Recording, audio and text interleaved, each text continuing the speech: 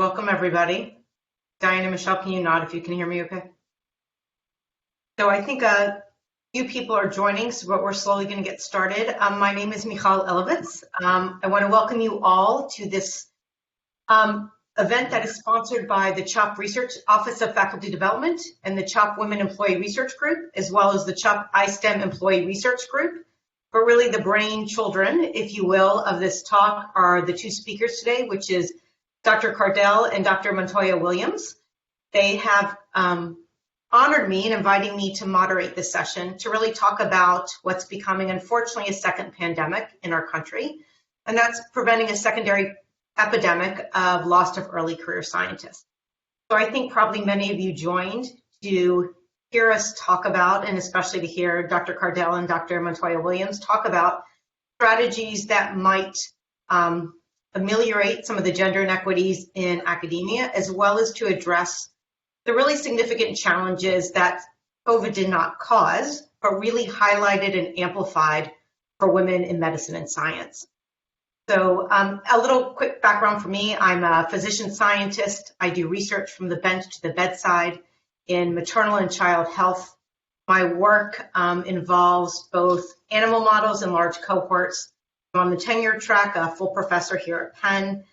I'm intimately involved in training mentees and trying to promote physician scientists and clinical investigators in the field, in all fields, specifically in women's health, but in all fields so that we actually do better for all of our patients across the spectrum. So I'm going to introduce to you Dr. Michal Cardel. So Dr. Cardel is an assistant professor of obesity, nutrition science, and a registered dietitian in the Department of Health Outcomes and Biomedical Informatics at the University of Florida College of Medicine. At UF, she is also associate director for the Center for Integrative Cardiovascular and Metabolic Disease. Her research focuses on three areas: assessing the effects of psychosocial factors, including low social status and food insecurity, on eating behavior and obesity-related disease. 2, on the development and implementation of effective healthy lifestyle interventions with a focus on underserved populations. And 3, relevant to this talk today, along with everything else, is improving gender equity in STEM fields. Across her career, Dr. Cardel has focused a great deal on her efforts related to diversity, equity, and inclusion in academia, which has led to awards including the UAB's President Diversity Award, UF Health Science Center Superior Accomplishment Award for Diversity and Inclusion in the Workplace, and recognition as a true diversity champion by the UF Graduate Student Association. She believes one way in which to make change is through science communication, and you can find her active on Twitter, Facebook, and Instagram professional pages. Our second speaker this afternoon will be Dr. Diana Montoya-Williams. Dr. Montoya-Williams is an attending neonatologist who I have the pleasure of working with in the Division of Neonatology at Children's Hospital Philadelphia. She's a clinician scientist in CHOP's Policy Lab and instructor of pediatrics at the University of Pennsylvania Perman School of Medicine. She was born in Columbia. She graduated from Harvard College with a bachelor's degree in the history of science. She then received her medical degree from Columbia University College of Physicians and Surgeons and completed her residency in pediatrics and her fellowship in neonatology at the University of Florida. She conducts research on the drivers of racial and ethnic disparities in infant health outcomes. Her recent work has also explored factors that confer resilience to poor birth and infant health outcomes and among populations vulnerable to structural and interpersonal discrimination. She has a special interest in immigration policies as political determinants of Latinas women's perinatal and infant health outcomes.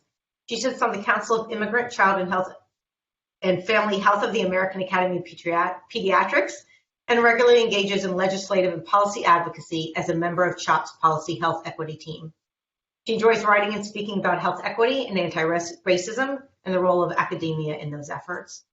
And it's really just a pleasure to see these two accomplished earlier in their career physician scientists coming to you today to be able to share with you some of their thoughts on how we really can help diminish gender inequity in medicine and really target a group that is at risk us losing in academia if we don't take transformative measures.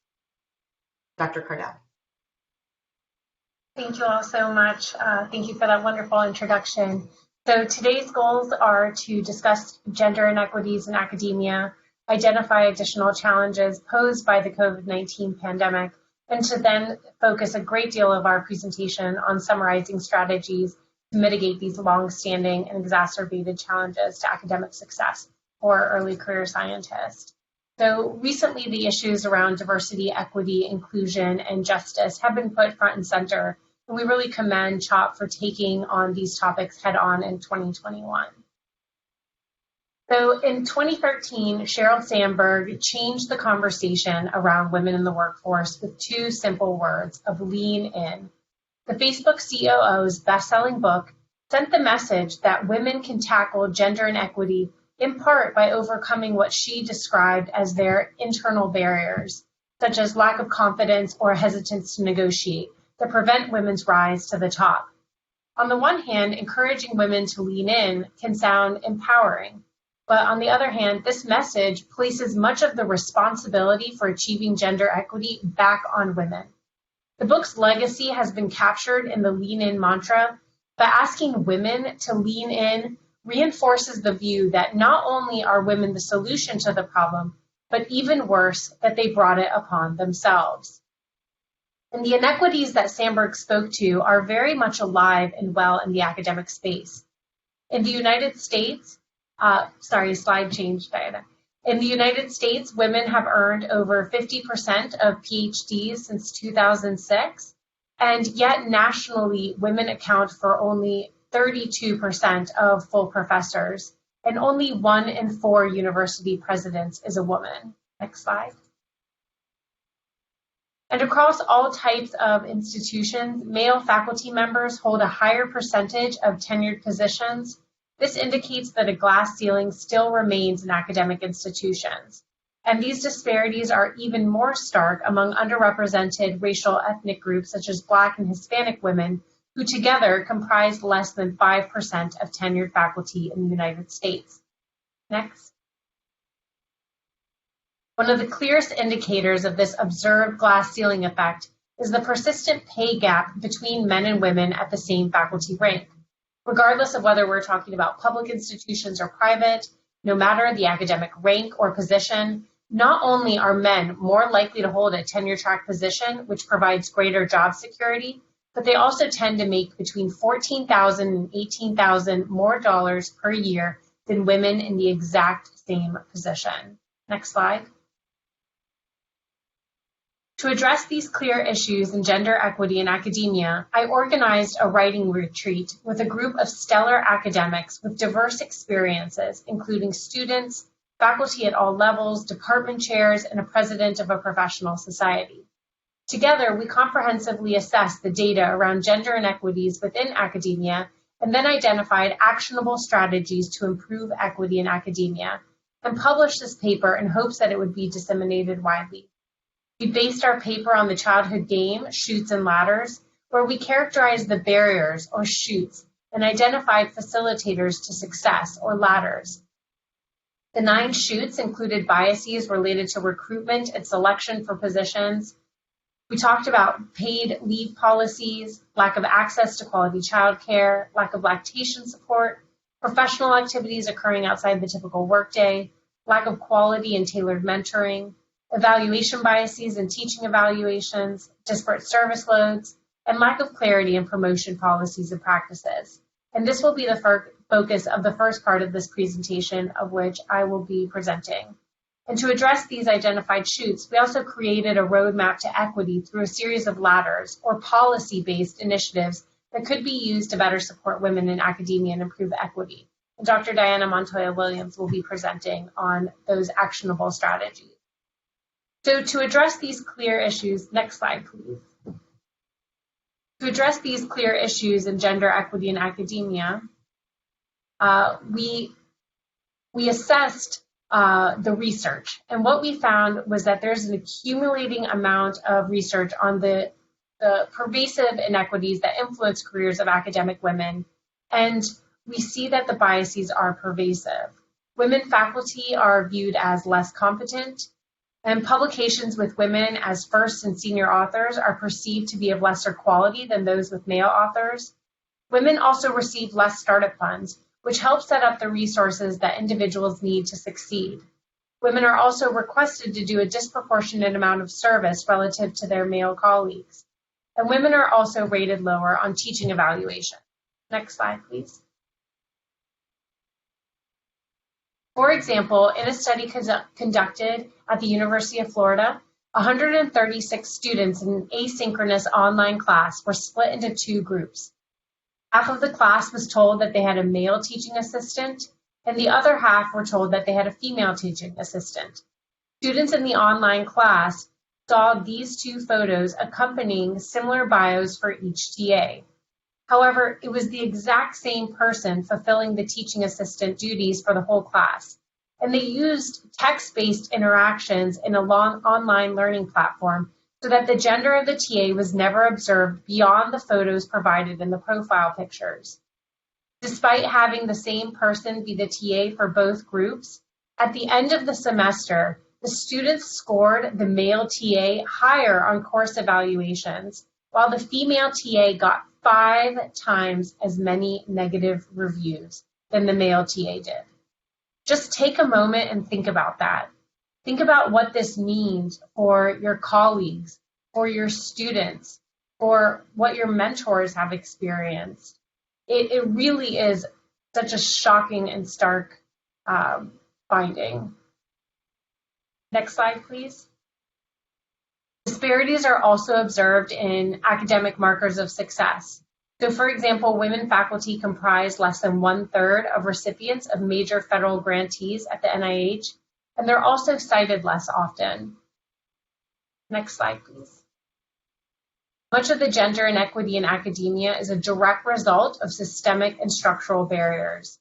Factors cited in the literature which affect recruitment and retention of women in academia include a culture that has been described as a good old boys club culture, as well as lack of same-gender mentors due to fewer senior academic women. And experiences with gender and sexual harassment have also been noted as an important contributor to women leaving the academic workforce. The problem is so pervasive that the National Academies of Science, Engineering, and Medicine worked together to conduct a consensus study report on the topic in 2018. Next slide, please. And the report concluded that the cumulative result of sexual harassment in the academic sciences, engineering, and medicine is significant damage to research integrity, as well as a costly loss of talent in these fields. Next slide. And junior women faculty also often enter academia during childbearing age, as well as other life milestones, including marriage and childbirth. And these factors account for the largest loss of women academics between the time a terminal degree is earned and tenure is acquired, which is not the case for men. So a survey of over 4,000 faculty members at over 500 academic institutions found that before tenure, significantly more women than men decide to stay single, delay having a family, and have fewer children. Next slide, please. Of those in the sciences who are married and have children, women are 35% less likely to obtain a tenure-track position than men. And of those already in tenure-track positions, women are 27% less likely to achieve tenure than men in the same position. Next slide, please. And so this is likely due in part to expectations of gender roles related to domestic duties. And as you can see in this cartoon, the man proposing to the woman asks her if she would do him the honor of taking on even more responsibilities while his life remains largely unchanged. And clearly, this is not the case in all households, but the data is clear that for most, this is largely true. Next slide, please. So it is impossible to ignore how the gender disparity in domestic workloads affects academic women. Studies have shown that today's women spend approximately 2 times the amount of time on housework relative to men. And even among high-achieving early career physicians and researchers, women spend 8.5 more hours per week on domestic and childcare responsibilities, which equates to over 440 additional hours a year. Think about that, 440 additional hours per year. That is 5 40-hour work weeks. Additionally, 1 in 5 male faculty have a stay-at-home partner, compared with only 1 in 20 female faculty. Next slide, please. Overall, this points to the inhospitable environment that academia can play for creating balance between a family life and a successful career, and children can often be the breaking point. This is demonstrated by a recent study by Dr. Sechin Blair-Loy, who report that after having a first child, 43% of women, compared with 23% of men, leave full-time STEM employment, and the rates are significantly higher than faculty without children. And when faculty have been surveyed about the decision to continue or leave a research career, twice as many women as men cite childcare and parenting as a critical decision factor. Next slide, please. Interestingly, another study found there was no gender gap in tenure track rates among individuals who never have children or among individuals before they have children. Next slide, please. However, once a child comes into the picture, 9% of mothers temporarily leave the labor force, and those who remain reduce working hours by about 12%, compared to fathers who reduce by about 6%. Next slide, please. And for those mothers who left the academic workforce, on average, they return to the labor force when their children reach school age, but tend to shift away from tenure track positions, leading to a 10 percentage point gender gap among tenure track faculty with 6-year-old children. However, what I think is most telling of this study is that mothers do not leave research occupations that are more family friendly, such as industry and non-tenure track positions. And this suggests that if institutions care about maintaining a diverse workforce, changes need to be made to better support women to stay in that academic workforce. Next slide, please. And it's also really important to note that who leaves the workforce beyond that which we see when people have children. So this paper actually leveraged data from the AAMC Standpoint Faculty Engagement Survey that was administered to faculty over 36 institutions from 2013 to 2016. So the investigators asked over 40,000 faculty in colleges of medicine. They asked them, do you plan to leave this medical school in the next 1 to 2 years? And this graph shows you the percent of respondents who endorsed an intent to leave, and it compared it across a variety of characteristics. And what they found was that individuals who reported being the most likely to leave were under the age of 45 with junior faculty status who had been at the institution for, on average, 6 to 15 years. Additionally, those with no additional title, such as an administrative title beyond rank, reported being more likely to leave, as well as those who did not receive formal mentoring or were unsatisfied with opportunities for professional development, or did not feel appreciated, or did not feel a sense of accomplishment with day-to-day activities. Next slide, please. So these factors, along with many others, lead to a significant loss of women in various sectors of academia. But the response I often get when talking about this leaky pipeline is something along the lines of, well, it's so much better than it used to be, right? Well, shouldn't we just be grateful for that? And my answer to all of this is, well, let's look at the data. What does the data actually say? So this recent study was published in the New England Journal of Medicine from Dr. Kimber Richter and colleagues, and they evaluated over 500,000 graduates from 134 U.S. medical schools and compared the percentages of women who would be expected to be promoted on the basis of the proportion of women in the graduating class with the actual percentages of women promoted during that time. After adjusting for graduation year and race, ethnicity, and department type, they found that women assistant professors were less likely than their male counterparts to be promoted to associate professor, and similar sex disparities were existed in promotions to full professor and in regards to appointments to department chair. And these sex differences in promotions and appointments did not diminish over time and were not smaller in the later cohorts than in the earlier cohorts. In fact, the sex differences were even larger in the later cohorts with respect to promotion to full professor. And so the major takeaway from this study is that over a 35-year period, Women physicians were less likely than men to be promoted to associate or full professor or to be appointed department chair, with no apparent narrowing in that gap over time. And so when we step back and we put this all together, we see that there are simply too many chutes and not enough ladders. And these compounding negative differences directly impact the retention, promotion, and tenure of academic women. Next slide, please. Next. And then my colleague, Dr. Diana Montoya-Williams, will be taking over on the slides from here on out. Well, thank you, Dr. Cardel. Michelle and I are very good friends, so I apologize. I'm going to switch between Michelle and Dr. Cardel probably all the way through this talk.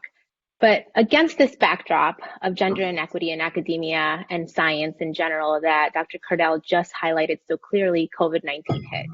And I'm sure we don't need to discuss the ways in which the global pandemic highlighted not only existing inequities in our society, but also continues to magnify them, as Dr. Elovitz mentioned. This is the case for health disparities, but is also the case for early career researchers, especially those who are women. There is an ever-growing literature base on the tangible and objective impact of the pandemic on women, on early career researchers, on researchers with caregiving responsibilities, and on those who sit at the nexus of all those factors. Studies have reported that women are disproportionately bearing the load of additional caregiving, domestic, and school responsibilities, while many schools and childcare facilities are limited in hours or closed entirely. And these issues have continued even now, as many have opted to maintain their children in virtual school to decrease the risk of further COVID-19 infection, as for instance, my family has done. Dr. Cardel herself has conducted studies which have shown that regardless of gender, work hours plummeted by those whose youngest child was between the ages of 0 and 5, allowing for work time approximately 15 hours less per week than those with older children or no children in the home. 15 hours per week, what I would do with that time. Her group also observed that among women, there was a significant decrease in the submission of first author and co-author publications, and that parents with young children, less than 5 years of age, had productivity dropped by metrics of peer review, serving on funding panels, and submission of first author publications. Meanwhile, other studies have shown that up to 50% increases in the manuscript submissions with male first authors. Importantly, we know that there is intersectional risk factors that are particularly magnified for Black women and other women of color. And this chart over here depicts an image that I pulled from a New York Times article that just came out yesterday. And here you can see the percent decrease in employment in April of last year compared to before the pandemic, broken down by racial, ethnic, and gender categories. However, what is most telling is not when the peak job loss was experienced in America in April, but what we have seen persist. And here we see that among Latina and Black women, there continues to be a disproportionate pandemic-related impact on employment. Now, this data isn't reflecting just women in academia or women in science, but I would hypothesize that as with many things, science and medicine is not immune to these disparities. But we didn't come here to solely discuss these problems and these disparities. Both Dr. Cardel and I pride ourselves on being very action-oriented. And so to round out this talk, I'd like to highlight the strategies that gender equity leaders like her had been advocating for prior to the pandemic, but which have become doubly critical now. So I'm going to return to the publication she mentioned and really focus on the ladders that they described, and then highlight the ways in which these can have been operationalized or should become operationalized now that we are living in and even after the pandemic subsides. So first of all, they discuss the importance of improving paid leave policies, not only because paid family leave is associated with improved health outcomes for both mothers and infants, as some of my own personal research has shown, but also because it can increase labor force participation and employee retention. Michelle and her colleagues also discussed the importance of access to quality childcare, as you hear potentially my child in the background, noting especially that employer-based childcare can improve recruitment and can decrease employee absences and turnover. Affordable hospital-based childcare, for me personally, was literally the only way that I made it through my medical training in a dual physician household with a young child.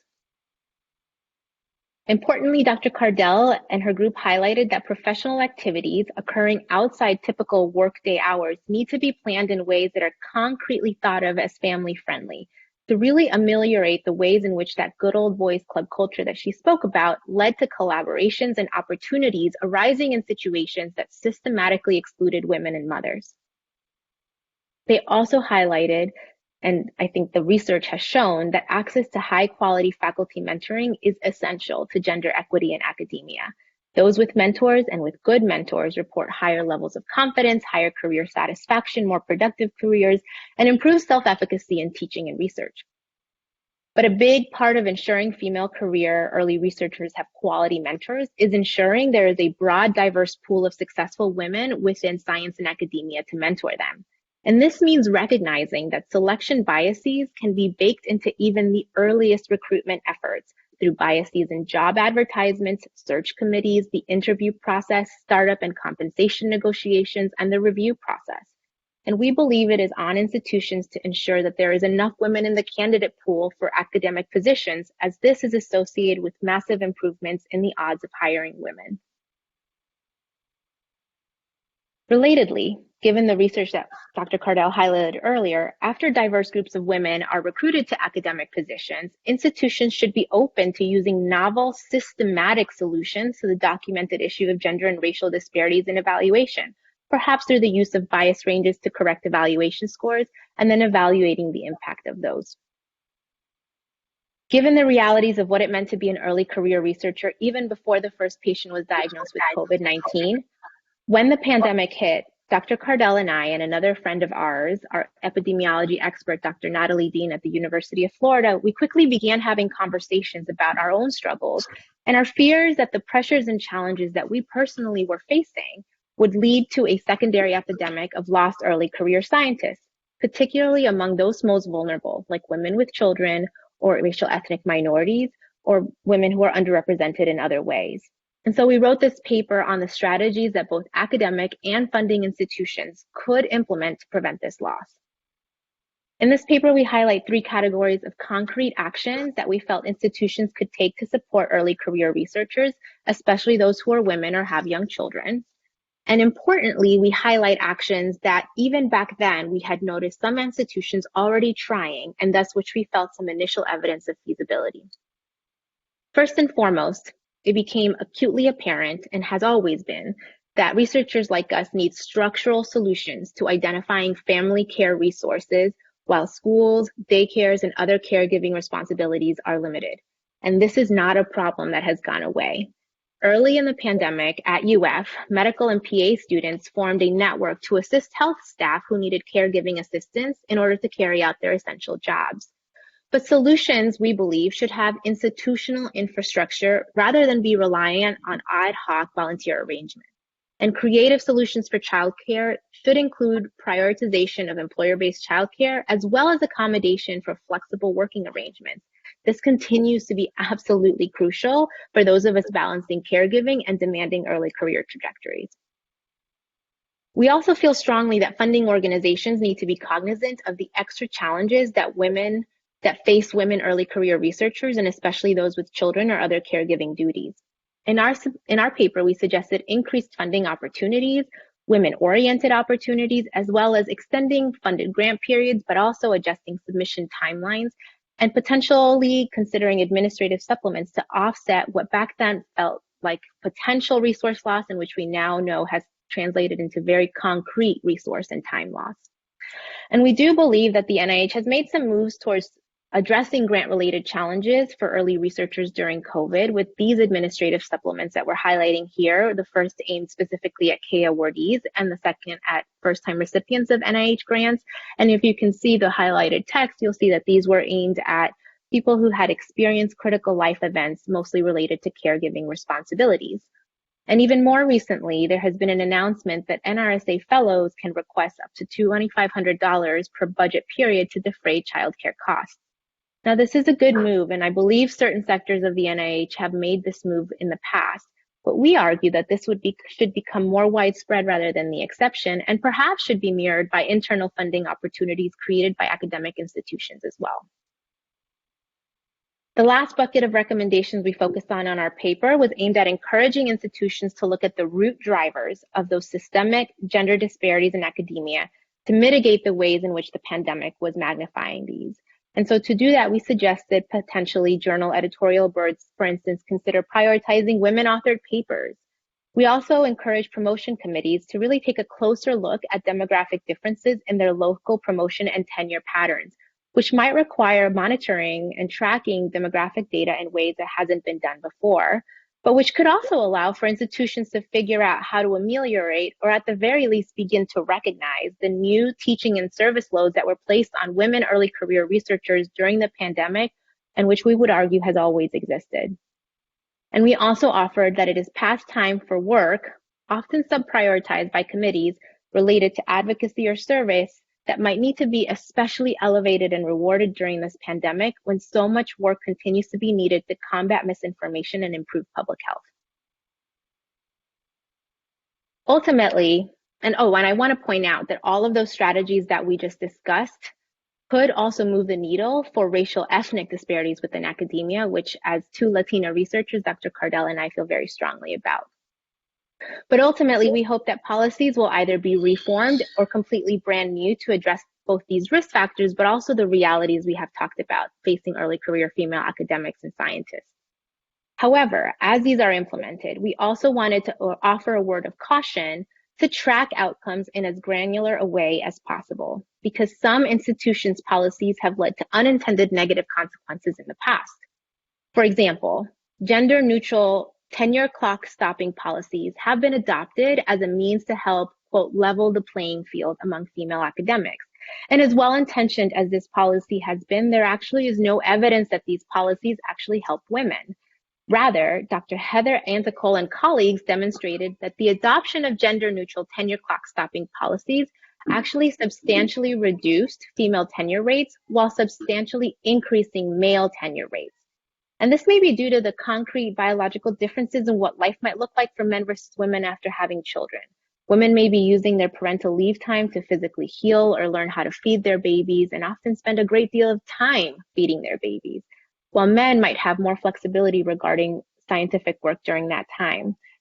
Not sure, but ultimately our point is that gender-neutral employment policies may not be gender neutral in implications and consequences. And so we just challenge the assumption that equal policies are equitable ones, and we must proactively modify and evaluate policies to make sure that we are achieving the desired outcome for women faculty.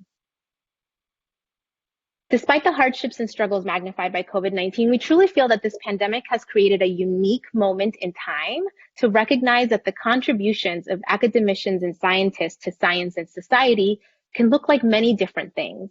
And we believe it's past time for institutions to really reinvent the image of what it means to be successful in academia and do away with antiquated definitions that heavily emphasize, or sometimes only emphasize, grants, papers, and teaching within institutions themselves, especially in light of the gender and racial ethnic biases that have been demonstrated in these areas.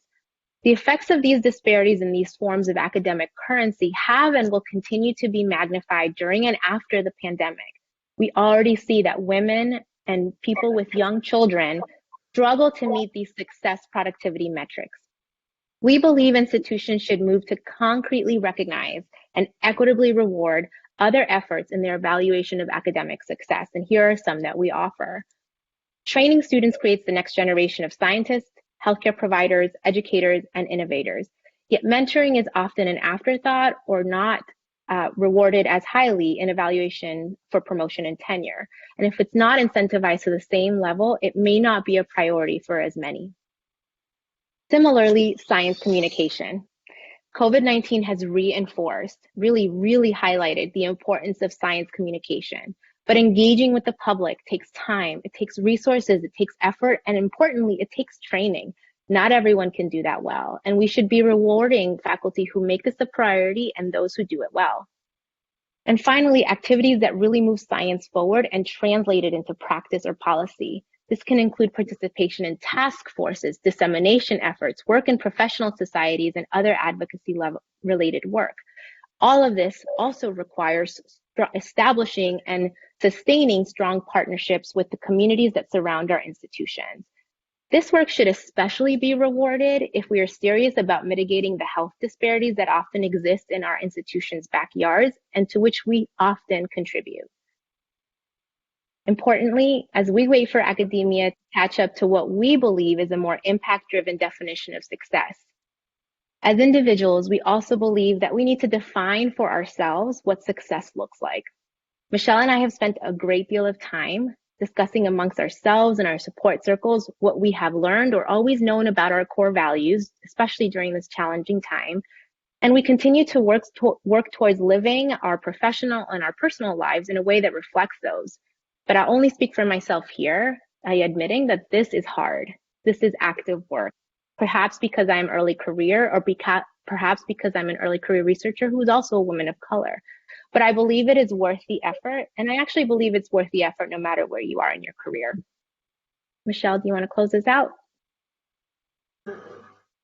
So ultimately, we believe that supporting the advancement of women is not only vital for this talent pool to be available to educate the next generation, but also to innovate solutions for our world's many complex problems. But the onus is not on women to make this change, but on academic institutions who must realize that their future competitiveness and their social impact depends on it. And we believe it is past time for all institutions of higher education to lean in. And with that, we would just like to end by thanking our many collaborators, our mentors, our supporters, and highlighting our families and the people that we work with who really inspire us and refill our engines daily.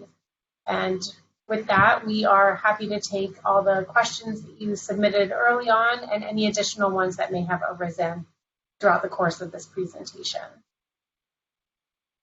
Thank you. Thank you so much, guys. Do you want to stop sharing, Diana? Yeah. So thank you both. It's so interesting to see. I think every time I was taking notes, even though I know what you guys are saying, and it's so interesting that as you were when you talked about academia needs to define better ways of success, I literally wrote down individual success. What is our and then the next slide was individual success. But I just quickly, before we take questions, want to speak to that because I think it's very different as a full professor versus an early career faculty to be able to say that.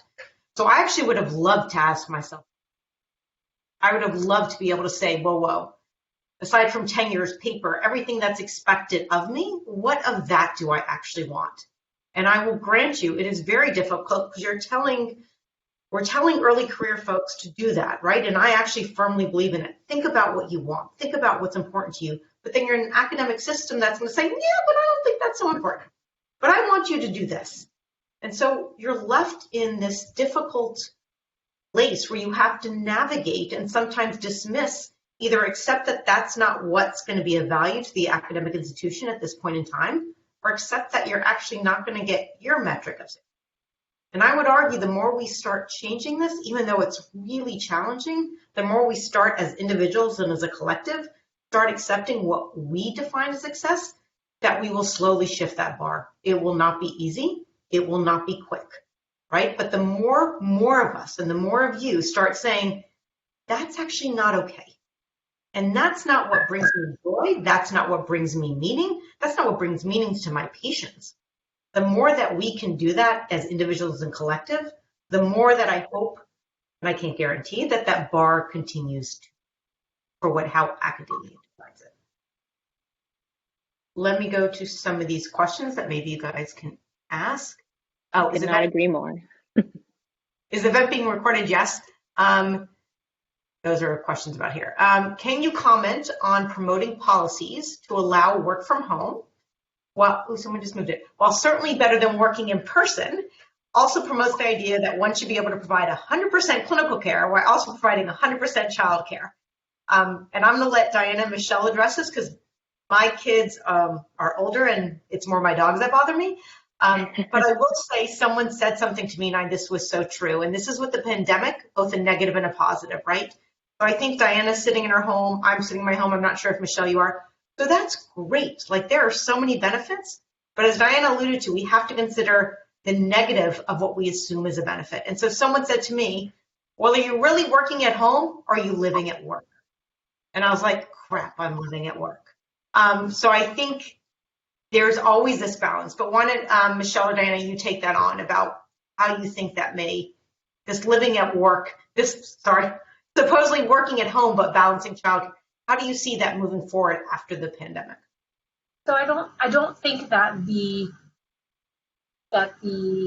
only answer is to allow work from home. Rather, what I think we need to allow people to do is to have flexible schedules and to recognize that everyone has a different situation and everyone has to have the flexibility to decide what works best for them and their family.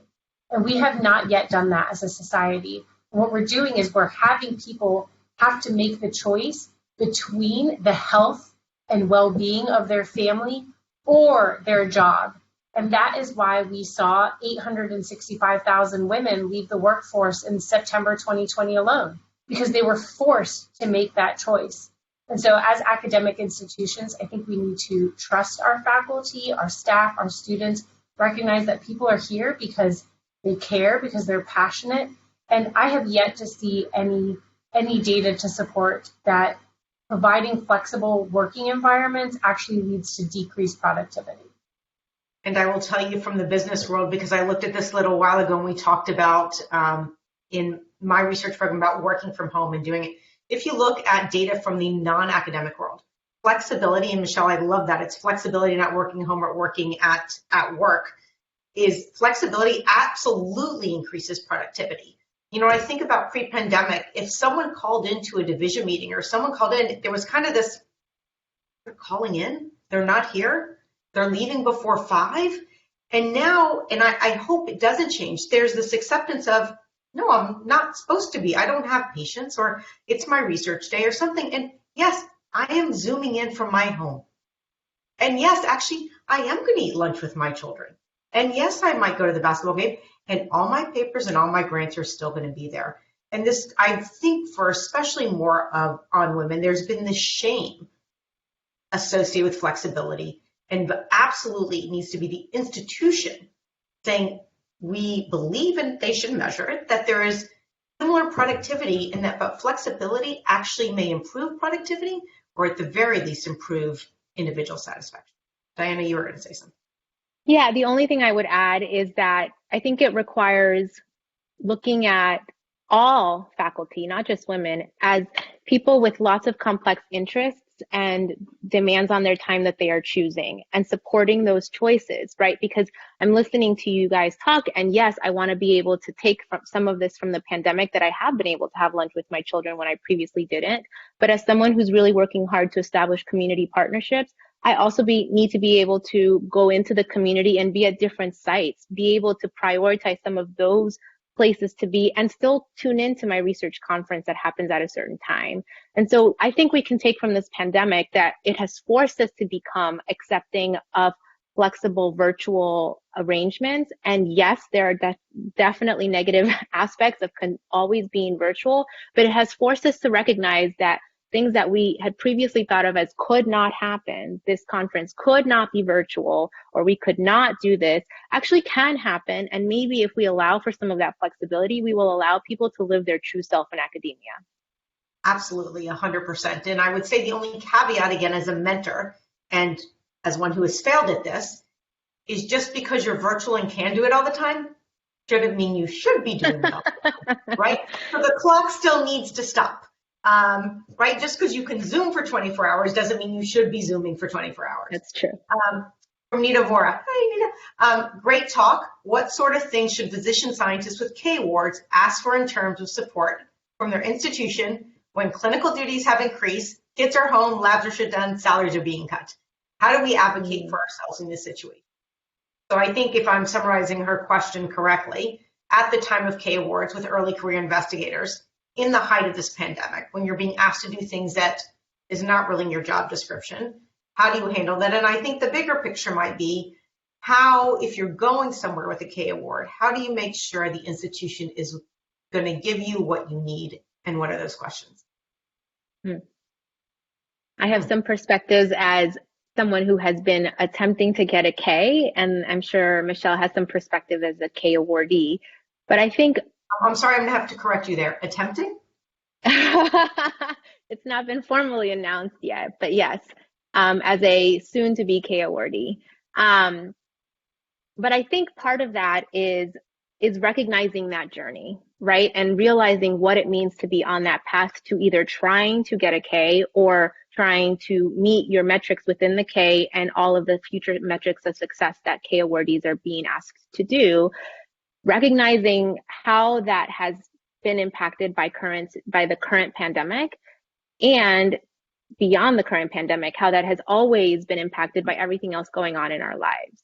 Like, one of the things that I always talk about is this idea that to be able to successfully apply for a K, you need to have a cadre of publications and literature that you have already worked with, but you're trying to get the K to become that early career researcher. And there seems to be a dissonance there that is hard to navigate, as we're also in a time in our life when we are starting out, having children, or whatever the case may be. And so what I would hope institutions would understand is that that trajectory is going to look different for different people. And there cannot be a one size fits all in terms of how those metrics are ascribed to people who have the Ks or are trying to get them. So you have something to add? The only thing that I'll add, because I think Diana did a good job covering it, is really hone down on what you need successful. What do you need? And then ask for it and advocate. If you don't ask, you don't get. And my experience is that when I ask for things and I provide rationale and justification for why that's needed and how that will not only benefit me, but it will benefit my department, my college, and my institution, that people are very open and willing to be helpful and provide those resources for you. And what I would add as someone who had a K really long time ago, that I didn't ask, but would tell all my mentees now, if you have a choice to go to different institutions, do your homework really, really well, right? Everything Michelle just alluded to, you need to dive deep on what that means. Like, you need to ask questions. Is there paternity leave? Is there maternity leave? Is it followed through? How much, when you say 25% of protected time, do you end up covering on call? Or how many weeks of service? You need the details. And one of the things, so I didn't disclose this in the beginning, I forgot, I direct something called the Women's Health Collaborative, which actually is trying to target all these issues. But one of the things that we've really been talking about that I think needs to happen, and it does put the onus back on women in early career and women of color, and I understand that. I don't know a way out of it yet, but I would say there has to be these peer mentoring and peer honesty groups, right? There has to be this transparency, because what I'm learning from the Women's Health Collaborative, and I had my own experience, no one knows what anyone else is getting. They're like, well, this looks like a good package. This looks like a great salary. This doesn't look so great, but they say they give it to everyone, right? This is where we as both mentors and mentees and in peers need to really start being transparent with each other. You know, on the Women's Health Collaborative, they blindly asked, so people didn't have to say, would you share your information, your data, your grant information, what you're getting paid with a group of people if everyone did that? And 99.9% of the people said yes, right? Because I think there is such this need, and we're only going to serve each other by doing this. And institutions at this point are not very transparent. Hopefully that would change. That would be my call. Transparency, metrics, equity, pay, how you do it, right? If researchers get paid less, say it. If a different specialty gets paid more, say it. How many years you're there get paid more, say it, right? So it should be on the institutions to provide that metric and those transparency metrics. But until that happens, there is power in us and in all of you. And that can start to happen now, and it should happen. And so for going in for a K, I think, as Michelle said, every K is different. What do you need to be successful in the type of the career you want? And is it there where you don't have to create the structure? You're going to have to work and get the mentors, but does the system fit you?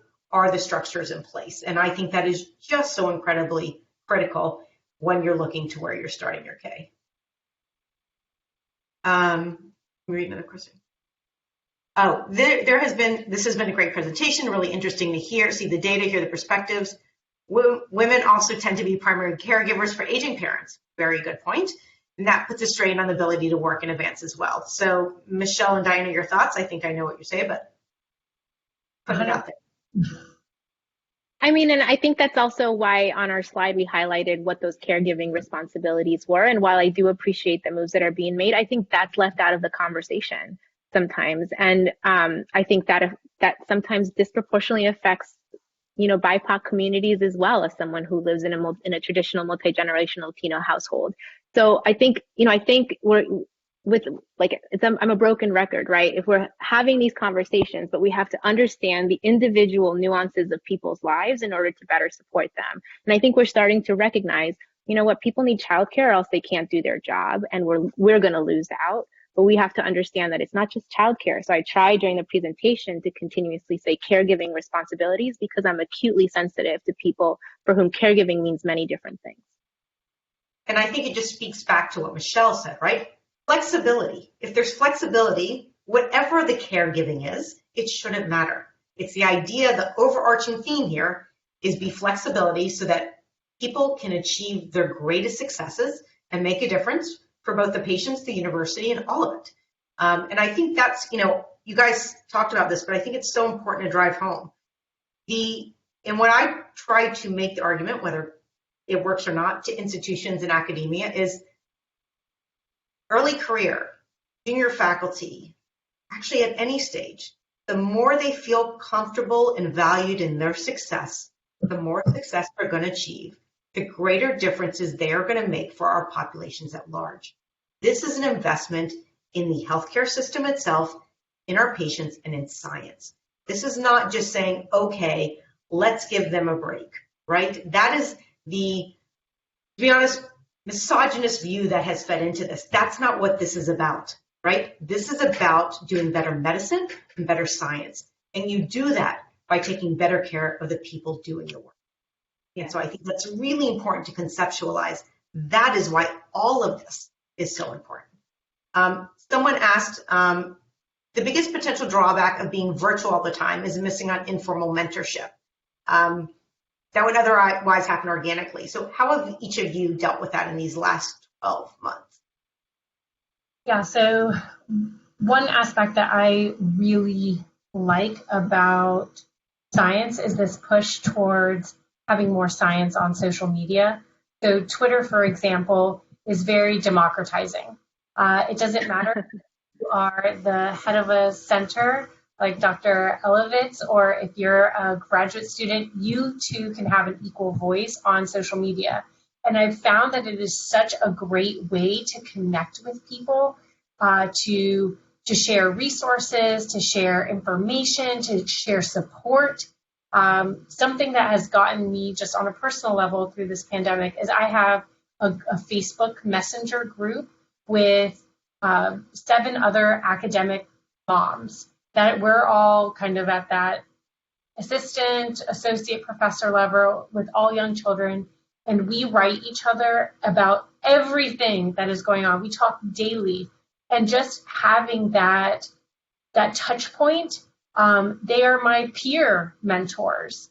And I would argue that they've been just as valuable as my senior mentors have been to me. I couldn't agree more. And I think if there's one thing that I have noticed is that although I never want to advocate for more Zoom meetings because I absolutely fit the profile of someone who's zoomed out pathologically, but that before the pandemic, it took a lot for me to make an arrangement to connect with some of my friends who are in other institutions who I went to medical school with or other kind of aspects of my life. And now it has become so much easier. There's less of that mental barrier to getting over that hump to reaching out. Before the pandemic, this idea of long distance mentorship was something that I had to sell. Like when I was a fellow at University of Florida, my primary mentor was here at CHOP. It's partly why I ended up here at CHOP. But currently, my K23 mentorship committee includes someone in San Francisco and someone in Chicago, in addition to all of my mentors like Dr. Elovitz here at Penn and CHOP. And I think this idea that mentorship has to be uniquely in your backyard. Yes, there's absolute benefits to being able to walk down the hall and ask my mentor a question, but it has really opened, hopefully, other people's minds to the idea that mentorship can transcend geography, and we can continue that past the pandemic, because it has certainly been super, super fruitful for me in my career. And I would just echo that. So in transparency, Diana is one of my mentees. I'm not her primary mentor, but I am fortunate enough that I do get to work with her on her studies. But I would say I completely agree. So if I look at my calendar, so I actually highly suggest this, you don't have to be as OCD as I have categorization of timing and different things when I do things, or I've set mentoring meeting times. I would tell you, if you looked at the next month, the majority of those, so it's my regular mentees that I meet with every week or every month, but then the rest are filled up by people that either, like Michelle said, are in my field, but I didn't know that well, either through the Women's Health Collaborative or through social media, who we have same shared interest, or maybe they want my guidance on their next career step, but it's filled up. And I have to tell you, because so first of all, it couldn't be informal because they don't work where I do, but it's also great as a mentor. Like, the impact that you can have when it's beyond your own institution is, especially when it's about this, right? When it's about getting more people to do this work and feel comfortable doing, it's really tremendous. So I agree, don't want to have Zoom disease, but on the other hand, I think we should not lose this. I think the idea, I know the concept of group mentoring, especially outside of our institutions, is imperative for us to make differences moving forward. And it will very much help, especially if you don't have everything at your institution. It used to be that was that, and now it doesn't have to be anymore. And that's always been there, but now we have this window of opportunity to make it a mainstay, and we should not lose that. Is there any last question? Diana and Michelle, any last thoughts? Because I think we have like 3 minutes. So, yeah, Jolynn Rakita asked a question about age. Jolynn asked, are you working with NIH to come up with solutions to help early career investigators, for example, freezing ESI, for those who have to split time between work? Are you working on other academic academic institutions on solutions? Yes. So I wanted to make sure we touched on that, because if your research has been impacted at all by COVID-19, you can apply for ESI extension. Yes. You just under ERA Commons under your education section. It is so simple and easy to do. I did it. It took me maybe 3 minutes, and NIH was very responsive and granted me the full amount that I asked for. And then number two, in terms of asking about working with institutions, I'm at University of Florida, and they have been very responsive to the papers that we have published. I was able to meet with the Vice President of Human Resources at UF to discuss our publications. And as a result of those meetings, they have hired a family resource officer to help people navigate difficulties that may arise, or when they're moving to Gainesville, to help them find whatever resources. Again, it goes back to that flexibility. And then the second thing that was done was some of the data that we provided in our publications were utilized to champion for paid family leave policies. And Dr. Lisa Scott and her team at University of Florida used that. And we have gone now from 0 weeks of paid family leave to 8 weeks of paid family leave starting in January. So I certainly consider that to be a huge win. And, I think it's a real privilege and opportunity to use this research to make good, not just in your own institution, but hopefully beyond as well. I just wanted to add, and it sort of addresses one of the questions about best practices for communicating with team members the needs of academic working mothers during COVID, is that there is, I'll speak for myself. I feel very pulled and very motivated to contribute to many equity discussions. And thankfully for me, my research career is based on health equity and health inequity. And so that is a natural marriage of some of this advocacy work and my own professional career. But what I am still learning myself is how to navigate these conversations, and the importance of these conversations, and the importance of contributing to these conversations with our needs for our own professional development within our personal spheres and fields and the research questions we are passionate about. So I I say that as a way to, as someone who's gotten pulled into some of these gender equity discussions, but also some of the racial equity discussions as an underrepresented minority in medicine. And that's a lot of pull on my time. So if that is something that fills your engine or also adds to your professional career, then I think some of the best practices for communicating this work is to do it in numbers. However you do it, I have found it to be especially fruitful when there's several voices, sometimes across institutions, putting words down on paper and putting this out to leadership. I've done that with Michelle through this paper, but also through a paper that's coming out with some of my underrepresented, more senior colleagues at Penn and CHOP, saying a lot of the same things that we talked about today. And so I really feel that our collective impact is so much greater because we have come together to reflect bigger communities and bigger numbers of people at these institutions, all having a similar message. So guys, this has been great. It's 5:01. So appreciate not just that you're presenting, but the fact that you're committed your time and your efforts to actually working on this for the betterment of early career scientists and physicians across the board. Obviously something we desperately need. This is obviously only the beginning of a conversation, right? And I know that it can feel fairly daunting for so many listening, that this seems a bit difficult to overcome, if not impossible. And I'm not, after 20 years, I'd be lying if I told you it was easy. What I'm hoping is, though, I don't really want to tell the story. I walked through 6 feet of snow, so you should have to. Like, kind of tired of that. It should be that I did this, and let's make it so you don't have to.